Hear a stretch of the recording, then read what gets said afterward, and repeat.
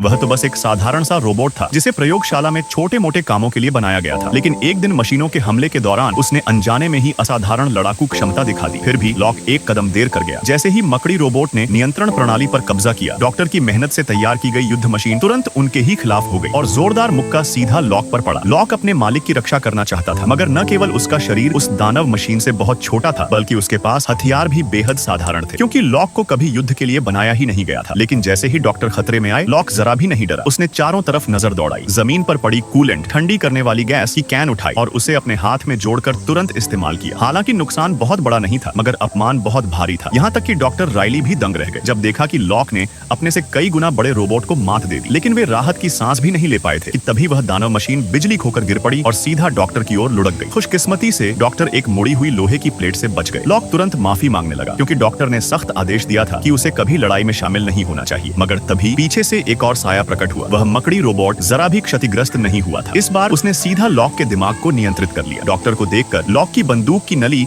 अब सीधे उन्हीं पर थी। लेकिन तभी लॉक के दिल की गहराई से एक रहस्यमयी शक्ति उभर आई, जिसने उसे उस नियंत्रण से आजाद कर दिया। डॉक्टर हैरान रह गए। उन्होंने कभी नहीं सोचा था कि यह छोटा सा काम करने वाला रोबोट इतनी असाधारण क्षमता रखता होगा। तभी डॉक्टर को समझ आया, असल में वे अब तक गलत थे। रोबोट भी इंसान की तरह सोच सकते हैं। उन्हें भी अपनी इच्छा और सम्मान चाहिए, सिर्फ उन्हें औजार समझना गलत था। इसके बाद लॉक ने खुद अपनी इच्छा से अपने आप को युद्ध रोबोट में तब्दील किया। जहाँ तक लॉक फाइटन की बात है, वह भी और शक्तिशाली बना दिया गया। और जब लॉक ने ट्रांसपोर्टर पर कदम रखा, तभी से उसकी असली दास्तान लिखी जानी शुरू हुई।